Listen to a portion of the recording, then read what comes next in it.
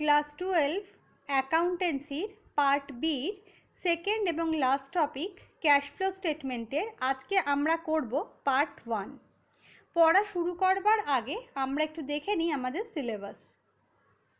Meaning of cash flow statement, objectives of cash flow statement, preparation without অ্যাডজাস্টমেন্টস, indirect method as per AS3। এবারে আমরা দেখব marks division. এই chapter থেকে আমাদের আসবে 1 মার্কের 2টো প্রশ্ন এবং 6 মার্কের একটা প্রশ্ন, অর্থাৎ total marks allotted is 8।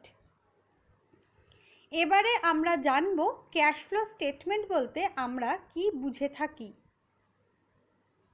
Financial statement of companies are prepared following accounting standards prescribed in the Companies Act 2013. একটা কোম্পানি যখন ফিনান্সিয়াল স্টেটমেন্টগুলো আমরা বানাই তখন প্রত্যেকটার একটা নির্দিষ্ট অ্যাকাউন্টিং স্ট্যান্ডার্ড থাকে যেটা আমাদের কোম্পানিজ অ্যাক্টে স্পেসিফাই করে দেয়। এখন আমাদের কোম্পানিজ অ্যাক্ট 2013 অ্যাপ্লিকেবল হচ্ছে। Financial statement include cash flow statements to be prepared in accordance with Accounting Standard 3 or AS3. Financial স্টেটমেন্টের মধ্যে ক্যাশ ফ্লো স্টেটমেন্ট আমাদের তৈরি করা হয় as per accounting standard 3। Cash flow statement is a financial statement which shows inflows and outflows of the cash and cash equivalents. অর্থাৎ cash flow statement বলতে আমরা সেই স্টেটমেন্টকেই বুঝি যার মাধ্যমে আমরা ক্যাশ এবং ক্যাশ ইকুইভ্যালেন্টের ফ্লোসকে বুঝি। ফ্লোস বলতে আমরা ইনফ্লো এবং আউটফ্লো দুটোকেই কিন্তু কনসিডার করব। This statement used as a tool to the users of financial information to know the sources and uses of cash and cash equivalents of an enterprise over a period of time from various activity. এই statement যে cash flow statement সেটা একটা important টুল সেই সমস্ত লোকদের কাছে যারা financial ইনফরমেশনকে use করে থাকে।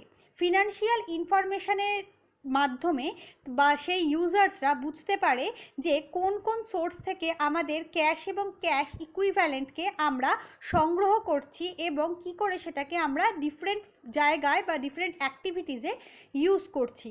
সাধারণভাবে মনে রাখতে হবে এটা একটা স্পেসিফিক পারপাসের ক্যাশ ফ্লোর ওপর বেস করেই কিন্তু তৈরি করা হয়। আচ্ছা, cash flow statement provides information about the historical changes in cash and cash equivalents of an enterprise by classifying cash flow into operating, investing and financing activity. Cash flow statement কি বলেছে? Cash flow statement বলতে আমরা সেই সমস্ত ইনফরমেশানগুলোকেই analysis করি যেগুলো আমরা already incurred করে দিয়েছি ক্যাশ অ্যান্ড ক্যাশ ইকুইভ্যালেন্টে, এবং সেক্ষেত্রে আমরা ক্যাশের ইনফ্লো এবং আউটফ্লো দুটোকেই বিভিন্ন অ্যাক্টিভিটিসে ভাগ করে দিই। সাধারণত 3টে হেডে আমরা একটা অর্গানাইজেশনের সমস্ত অ্যাক্টিভিটিসগুলোকে কনসিডার করি, যেমন অপারেটিং, ইনভেস্টিং এবং ফাইন্যান্সিং। তাহলে আমাদের এখন জানতে হবে ক্যাশ ফ্লো স্টেটমেন্টের অবজেক্টিভস বলতে আমরা কি বুঝি। ফার্স্ট ওয়ান হচ্ছে অ্যানালিসিস অফ ক্যাশ পজিশন।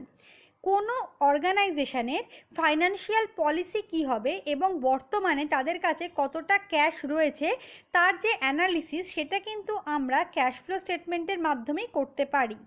যেহেতু আমরা ক্যাশকেই একটা অর্গানাইজেশনের বিভিন্ন কার্যকলাপের ভিত্তি হিসেবে ধরি, তাই সেক্ষেত্রে ভবিষ্যতে যদি আমরা নগদ প্রবাহ বিবরণী প্রস্তুত করে নিয়ে থাকতে পারি তাহলে সেক্ষেত্রে আমাদের ম্যানেজমেন্টের আর্থিক পরিকল্পনা প্রণয়নে এবং তার রূপায়ণে বিশেষ সুবিধা হয়ে থাকে।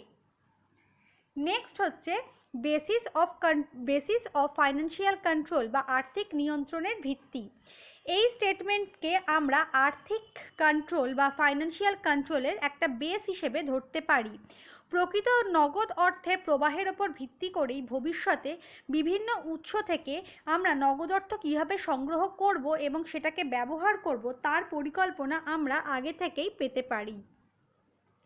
নেক্সট হচ্ছে true picture of cash flow. আমরা এখানে বিভিন্ন অ্যাক্টিভিটিসগুলোকে তিনটে ব্রড হেডে ভাগ করি এবং প্রত্যেকটার ক্ষেত্রে কতটা ইনফ্লো হচ্ছে কতটা আউটফ্লো হচ্ছে সেটার প্রপার অ্যানালিসিস করি। তাই এক্ষেত্রে আমরা আমাদের অর্গানাইজেশনের ক্যাশকে কিভাবে বিভিন্ন ভাগে ভাগ করছি এবং কিভাবে তা বিভিন্ন সোর্স থেকে আমরা জেনারেট করছি বা অ্যাকুমুলেট করছি সেটা সম্পর্কে কিন্তু জানতে পারা যায়। সুতরাং এই ক্যাশ ফ্লোর মাধ্যমেই আমরা বুঝতে পারি আমাদের দীর্ঘমেয়াদী ঋণ আমরা শোধ করতে পারবো কি না, আমাদের ক্ষেত্রে নতুন যে অ্যাসেট সেগুলো পারচেস করার মতো সাফিসিয়েন্ট টাকা আছে কি না, বা আমরা আমাদের কোম্পানির ডিভিডেন্ডকে সবার মধ্যে ডিস্ট্রিবিউট করে দিতে পারবো কি না। Analysis of reasons of cash deficit and surplus, এর মাধ্যমে বা এই স্টেটমেন্টের মাধ্যমে আমরা নগদ অর্থের আদান প্রদান সংক্রান্ত যাবতীয় তথ্য প্রকাশ করতে পারি। ফলে ভালো লাভ হওয়া সত্ত্বেও হাতে নগদ টাকা আমাদের থাকবে কি থাকবে না, বা ক্ষতি হওয়া সত্ত্বেও আমাদের হাতে কেন প্রচুর পরিমাণে লিকুইড ক্যাশ রয়েছে সেটার অ্যানালিসিস করা কিন্তু সম্ভব হয়। নেক্সট হচ্ছে maintaining standards of accounting. The institute of chartered accountant of India বিভিন্ন আদর্শমান রক্ষায় কতগুলো অ্যাকাউন্টিং স্ট্যান্ডার্ডকে পাবলিশ করেছে। AS3 অনুযায়ী প্রত্যেকটি কারবারেরই তার নগদ বিবরণী প্রস্তুত করা প্রয়োজন এবং নগদ প্রবাহ বিবরণী প্রস্তুত করা হলে হিসাব রক্ষণের আদর্শ মানও রক্ষা করা সম্ভব হয়ে থাকে। এবারে আমরা সেই সমস্ত ইম্পর্টেন্ট টপিকসগুলো নিয়ে আলোচনা করব যেগুলো ছাড়া আমরা ক্যাশ ফ্লো স্টেটমেন্ট কোনোভাবেই তৈরি করতে পারি না। তাহলে আমরা ফার্স্টেই চলে যাব ক্যাশ অ্যান্ড ক্যাশ ইকুইভ্যালেন্টে। আমরা জেনেছিলাম যে ক্যাশ ফ্লো স্টেটমেন্ট হচ্ছে এমন একটা স্টেটমেন্ট যেখানে আমরা ক্যাশ এবং ক্যাশ ইকুইভ্যালেন্টসের ইনফ্লো এবং আউটফ্লোকে অ্যানালিসিস করি।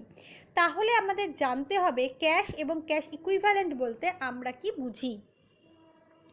As per AS3, cash comprises cash in hand and demand deposit with banks. And cash equivalent means the short-term highly liquid investment that are readily convertible into known amount of cash and which are subject to an insignificant risk of changes in the value.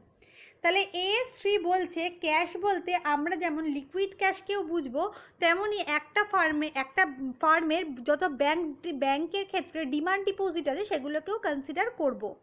R cash equivalent বলতে আমরা বুঝবো আমাদের short term যে highly liquid ইনভেস্টমেন্টগুলো রয়েছে সেগুলোকে। Highly liquid investment কাকে বলবো? Highly liquid investment বলতে আমরা সেই সমস্ত ইনভেস্টমেন্টগুলোকে বুঝবো যেগুলোকে আমরা খুব ইজিলি একটা known amount of cache convert করতে পারি এবং যেগুলোর চেঞ্জেসের ক্ষেত্রে আমাদের মিনিমাম রিস্ক থেকে থাকে। এখানে চেঞ্জেস বলতে আমি চেঞ্জেস অফ ভ্যালুজের কথা বলেছি। তাহলে এবার আমাদের জানতে হবে শর্ট টার্ম কথাটার মানে কি। An investment normally qualifies as cash equivalent only when it has a short-term maturity of say 3 months or less from the date of acquisition. অর্থাৎ একটা ইনভেস্টমেন্ট যখন আমাদের ইজিলি আমরা ক্যাশ ইকুইভ্যালেন্টে সেটাকে বলতে পারবো যখন তার শর্ট টার্ম ম্যাচিউরিটি থাকবে। শর্ট টার্ম ম্যাচিউরিটি বলতে আমরা বুঝবো সেই সমস্ত সিকিউরিটিসকে যেগুলো আমাদের উইদিন 3 মান্থস বা আমাদের অ্যাকুইজিশনের কিছুদিনের মধ্যেই যেগুলোকে আমরা ক্যাশে কনভার্ট করতে পারবো। Investments in shares are excluded from cash equivalents unless they are in substantial cash equivalent. For example, preference share of a company acquired shortly before the specific redemption date provided there is only significant risk of failure of the company to repay the amount of at maturity. তাই জন্য আমরা শেয়ারের ইনভেস্টমেন্টকে cash ইকুইভ্যালেন্টের আন্ডারে ধরতে পারবো না। এখানে share বলতে আমরা অর্ডিনারি শেয়ারের কথা বুঝেছি কারণ এর কোনো রিডেমশন ডেট থাকে না। কিন্তু আমি যদি কোনো কোম্পানির প্রেফারেন্স শেয়ার হোল্ড করি তার ম্যাচিউরিটি বা রিডেমশনের কিছুদিন আগে যেটা আমাদের ওই টেনিওরের মধ্যে পড়বে সেক্ষেত্রে আমাদের within specific short time period সেটা রিডেমশন হয়ে যাবে বা কোম্পানির রিস্ক কম যে সেটা সে রিপে করতে পারবে না, তাই জন্য সেটাকে কিন্তু আমরা ক্যাশ অ্যান্ড ক্যাশ ইকুইভ্যালেন্টের আন্ডারে নিয়ে আসব। ঠিক একইভাবে দেখো short term marketable securities which can be readily converted into cash are treated as cash equivalent and is liquidable immediately without considerable changes in value. এই একই কারণেই শর্ট টার্ম মার্কেটেবল সিকিউরিটি, যেটাকে আমরা খুব ইজিলি ক্যাশে কনভার্ট করতে পারবো, এবং যেগুলো আমাদের মানে যেগুলোর ক্ষেত্রে আমাদের এই চেঞ্জেসের রিস্কটা কম থাকবে, সেগুলোকেও আমরা কিন্তু ক্যাশ ইকুইভ্যালেন্টের আন্ডারে নিয়ে আসব। তাহলে এবার আমাকে বুঝতে হবে ক্যাশ বোঝার পর ক্যাশ ফ্লোজ বলতে আমরা কি বুঝি। Cash flows implies movement of cash in and out due to some non-cash item. Receipt of cash from a non-cash item is treated as cash inflow, while cash payment in respect of such item known as cash outflow. তাহলে cash inflow এবং cash outflow বলতে আমরা basically ক্যাশের মুভমেন্টকে বুঝি। সেটা কিছু কিছু নন cash আইটেমের জন্য হয়ে যেতে পারে।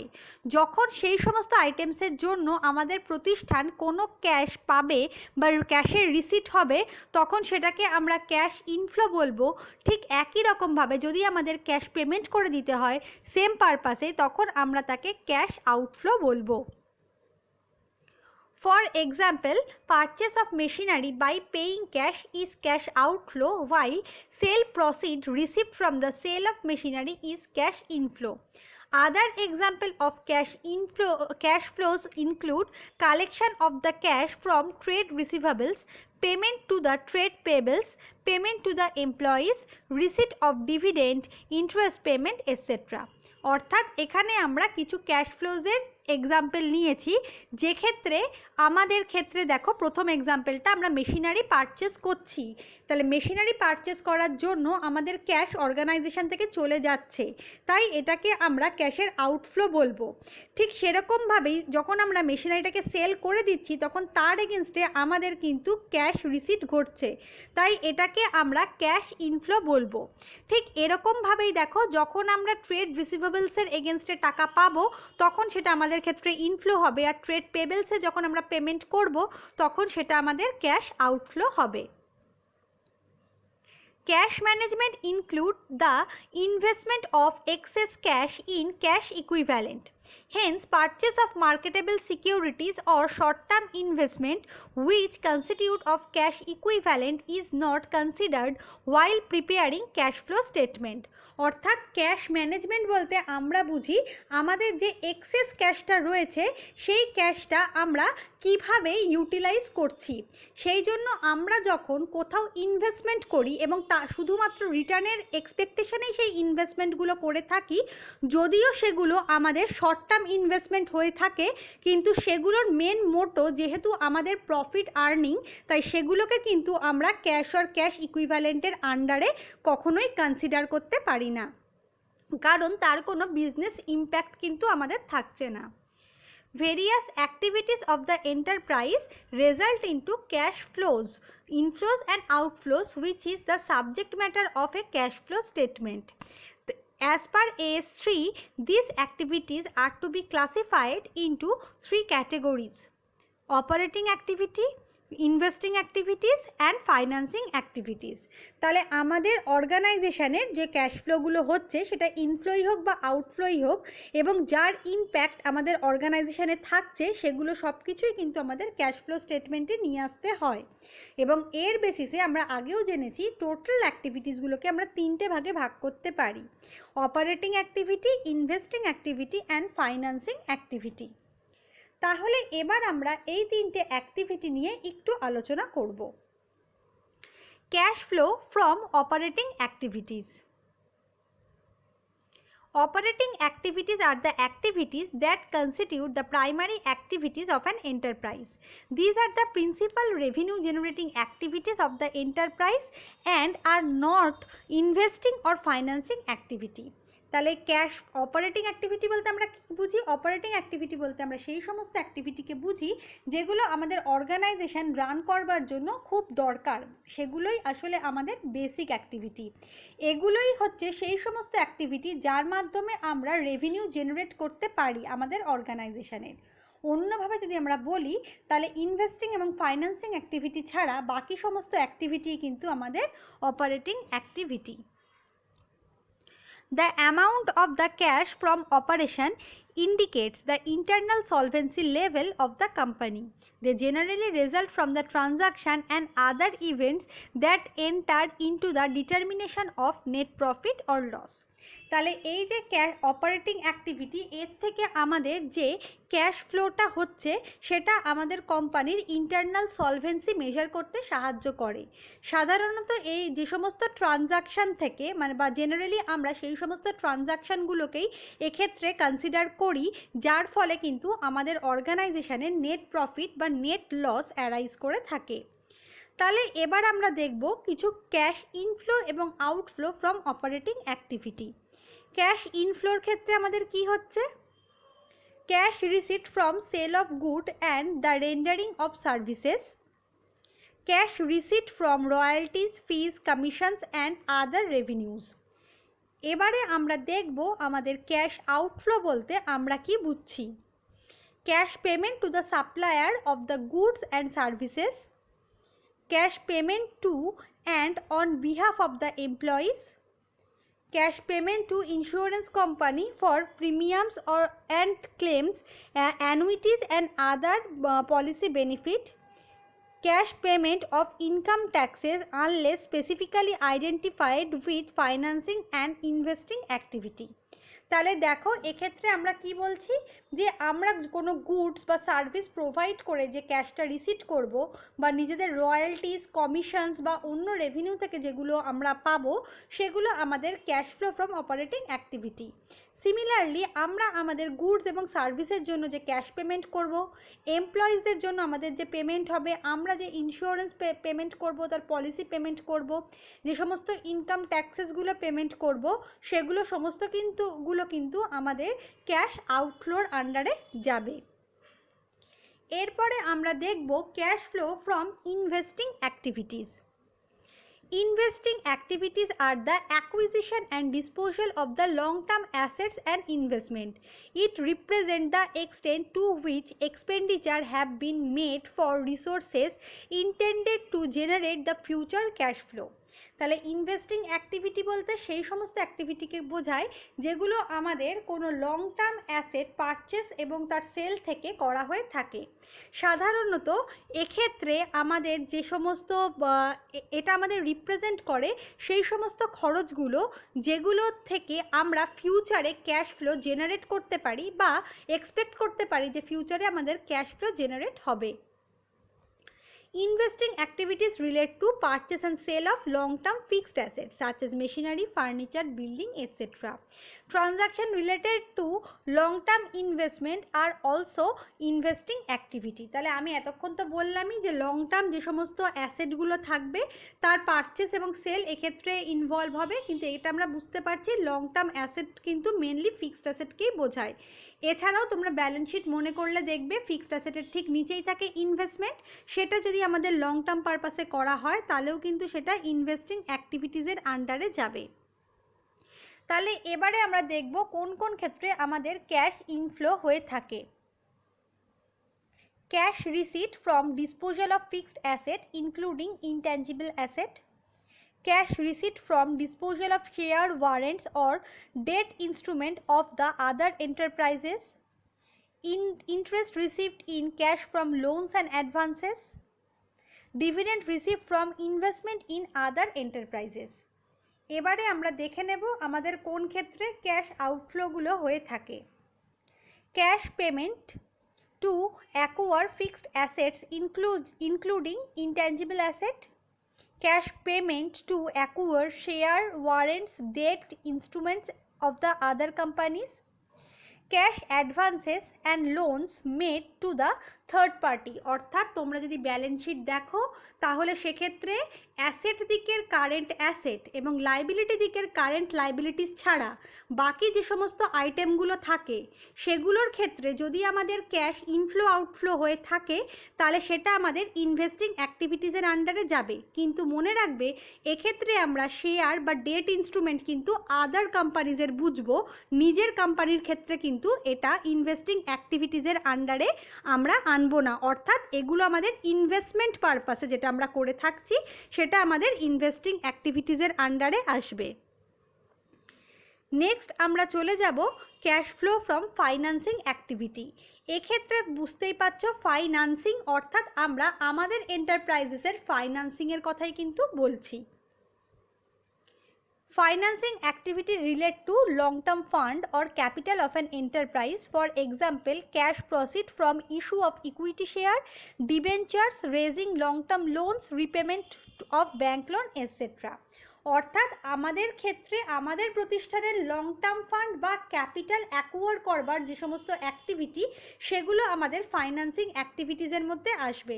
তার মধ্যে যেমন আমরা ফ্রেশ শেয়ার ইস্যু করে টাকা পাবো, সেরকম ডিবেঞ্চার ইস্যু করেও আমরা টাকা পেতে পারি, আমাদের লং টার্ম লোন দরকার হতে পারে, সেগুলো সমস্ত কিন্তু আমাদের ফাইন্যান্সিং অ্যাক্টিভিটিসের আন্ডারে আসবে। Financing activities are activities that result in changes in the size and composition of the owner's capital, including preference share capital in case of company and borrowing of the enterprise. অর্থাৎ সোজা কথায় আমরা যখন বিএসটিডি পড়েছিলাম তখন আমরা ক্যাপিটাল স্ট্রাকচার দেখেছিলাম। Financing অ্যাক্টিভিটিসগুলো কিন্তু আমাদের এই ক্যাপিটালের যে সমস্ত চেঞ্জেসগুলো আসছে সেগুলোকেই আমাদের ডিনোট করে। সেটা চেঞ্জেসটা আমাদের সাইজেও হতে পারে বা কম্পোজিশনেও হতে পারে। এখানে ওনার্স ক্যাপিটালে যেভাবে অ্যাফেক্টেড হয় বরোয়িং ফান্ডও কিন্তু সিমিলার ওয়েতেই অ্যাফেক্টেড হয়। তাহলে এবারে দেখব ক্যাশ ইনফ্লোস এবং আউটফ্লোসগুলো। ক্যাশ ইনফ্লোসের মধ্যে আসবে cash proceed from issuing shares, equity and or preference, cash proceeds from issuing debentures, loans, bonds and other short or long term borrowing. এছাড়া আমাদের ক্যাশ আউটফ্লোর ভেতরে আসবে cash repayment of amounts borrowed, interest paid on debenture and long term loans and advances, dividend paid on the equity and preference share capital. অর্থাৎ আমাদের নিজেদের কোম্পানির ফাইন্যান্সিংয়ের জন্য আমাদের এই ফাইন্যান্সিং অ্যাক্টিভিটিসটার দরকার। এর সাথে কিন্তু বারবার বলছি ইনভেস্টিং অ্যাক্টিভিটিসের একটা ডিফারেন্স আছে। ফাইন্যান্সিং অ্যাক্টিভিটি যখন নিজের কোম্পানি শেয়ার ডিবেঞ্চার ইস্যুর সাথে রিলেটেড, ইনভেস্টিং অ্যাক্টিভিটিসে কিন্তু আমরা ওখানে বারবারই লিখেছি আদার এন্টারপ্রাইজের আমাদের শেয়ার, ওয়ারেন্ট এবং ডেট ইনস্ট্রুমেন্টের সাথে রিলেটেড। আজকে আমরা একটা বেসিক আইডিয়া করে নিলাম, পরের দিন আমরা এই টপিকটাকেই আরও ভালোভাবে জানার চেষ্টা করব।